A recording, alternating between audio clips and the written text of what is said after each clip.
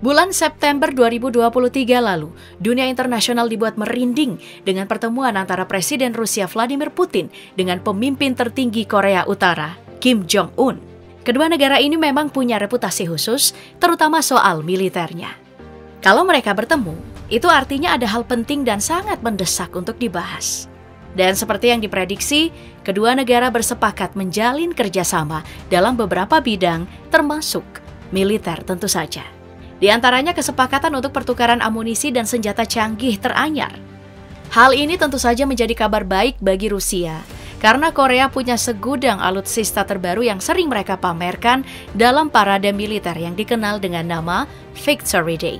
Setiap parade militer yang dilakukan oleh Korea Utara memang sudah sering menyedot perhatian, apalagi dengan kehadiran rudal interkontinental mereka yang saat diluncurkan bisa menjangkau Korea Selatan hingga Amerika Serikat. Belum lagi soal alutsista terbaru mereka yang punya daya serang dan teknologi yang tidak main-main.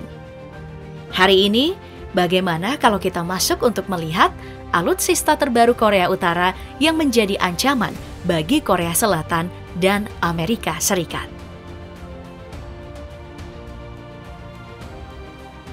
Mari kita mulai dengan tank yang dipamerkan oleh Korea Utara pada Oktober 2020 kemarin. Tank ini belum punya nama resmi, jadi banyak disebut sebagai tank M2020. Dari penampakannya, tank ini dianggap sebagai tank modern milik Korea Utara dengan berbagai fitur canggih yang sampai sekarang cuma bisa dianalisa lewat penglihatan. Sebab seperti biasanya, Korea Utara menyembunyikan detail kekuatan mereka rapat-rapat. Dari penampakannya, persenjataan utama yang digunakan tank ini berukuran 125 mm yang desainnya mirip dengan Tu-A46 milik Rusia. Senjata utama ini disinyalir menembakkan peluru berjenis APFSDS atau amunisi dengan penetrasi tinggi yang bisa menembus baja setebal 600 mm.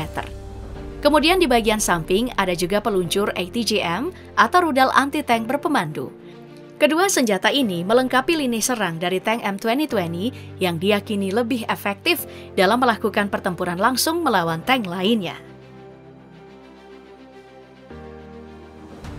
Dari tank, mari kita pindah ke drone yang sekarang menjadi pemuncak dalam perkembangan militer dunia. Dari perang Ukraina dan Rusia, semua negara banyak belajar bahwa penggunaan drone di perang modern adalah sebuah keharusan. Makanya, belum lama ini, Korea Utara juga memamerkan dua jenis drone baru mereka saat kunjungan Sergei Shoigu yang merupakan Menteri Pertahanan Rusia. Dalam kunjungan tersebut, terlihat kalau Korea Utara memiliki drone yang digunakan untuk misi pengintaian dan ada juga drone yang digunakan untuk misi penyerangan. Uniknya, kedua drone ini sangat mirip dengan drone milik Amerika Serikat. Untuk drone mata-mata yang dibuat oleh Korea Utara, desainnya diambil dari drone Amerika Serikat RQ-9.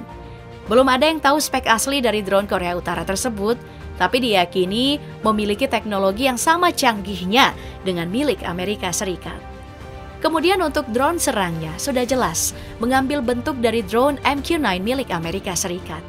Drone ini punya kemampuan dan teknologi yang mirip dari luar, mulai dari keberadaan kamera dan sensor bulat di bagian depan hingga bisa membawa 6 unit rudal udara ke permukaan. Amunisi yang dibawa ini diprediksikan hampir mirip dengan rudal Hellfire milik Amerika Serikat yang punya jangkauan hingga 11 km. Membahas tentang Korea Utara, tentu kita tidak akan lupa dengan sistem peluncuran roket mereka. Negara Kim Jong-un ini memang dikenal sebagai negara yang sangat fanatik dengan sistem peluncuran roket, utamanya dengan hulu ledak nuklir. Apalagi di masa kepemimpinan Kim Jong-un, pria ini bahkan membawa Korea Utara melakukan peluncuran rudal terbanyak sepanjang sejarah negara tersebut. Makanya pada parade militer yang dilakukan pada 8 Februari 2023 lalu, Korea Utara memperkenalkan rudal balistik antar benua baru mereka, yaitu Hwasong-18. Setelah diperkenalkan dalam parade militer tersebut, Hwasong-18 sudah 2 kali mendapatkan uji coba, yaitu pada 13 April dan juga 12 Juli 2023. Dalam uji coba tersebut, efektivitas penggunaan bahan bakar padat pada Hwasong-18 memberikan hasil yang memuaskan. Dari data yang ditemukan, Rudal ini bisa mencapai ketinggian 6.648 km dengan jarak tempuh mencapai 15.000 km. Dengan jarak tempuh ini, Hwasong-18 bukan cuma bisa mencapai Korea Selatan, tapi juga bisa mencapai Amerika Serikat. Menyeramkannya lagi, ukuran dari Hwasong-18 tidak biasa. Karena punya panjang 25 meter dan diameter 2 meter, dengan ukuran ini, Hwasong-18 bisa membawa hulu ledak seberat 1,5 ton. Di masa depan, hulu ledak ini bisa diisi dengan hulu ledak nuklir yang membuat Hwasong-18 menjadi senjata pemusnah massal. Kemampuan dari Hwasong-18 ini adalah peningkatan yang sangat menakjubkan setelah Korea Utara bergulat dengan beragam rudal balistik yang telah mereka kembangkan.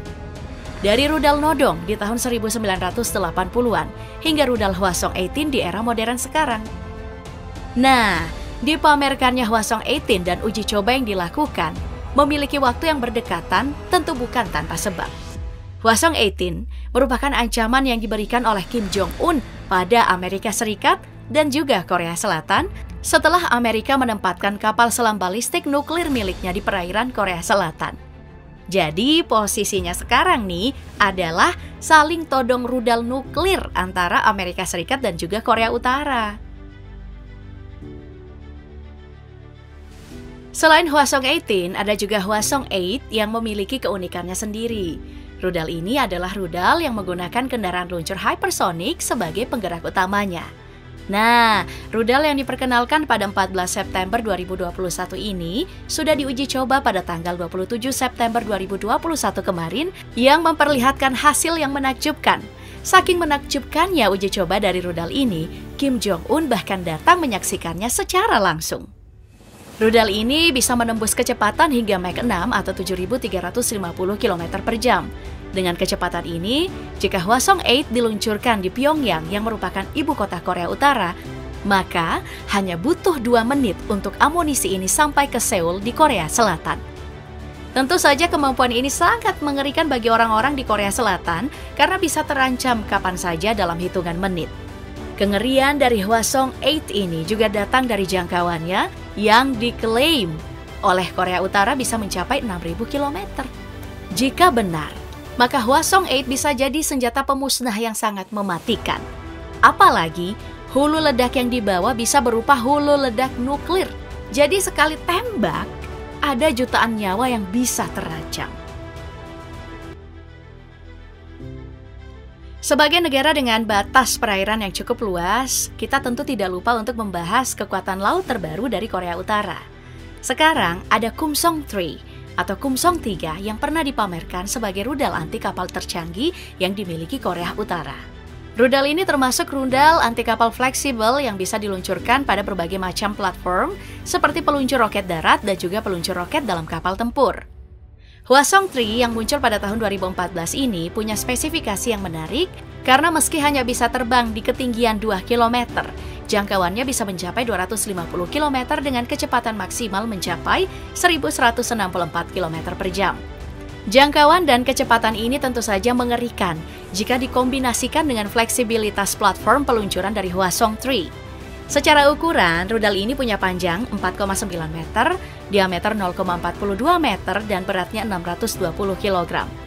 Ukuran ini memungkinkan Hwasong-3 membawa hulu ledak sebesar 145 kg yang cukup untuk meledakkan beragam kapal modern Korea Selatan dan juga Amerika Serikat.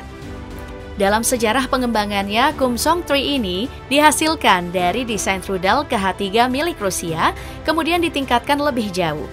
Kumsong-3 punya radar aktif dan juga pelacak inframerah yang lebih modern. Dua hal inilah yang kemudian memberi dukungan pada Kumsong-3 untuk mendapat lintasan penerbangan dan manuver terbaik untuk meningkatkan akurasi saat mencapai target. Dengan melihat berbagai macam alutsista baru dari Korea Utara ini, ada 2 fakta yang bisa diambil. 1.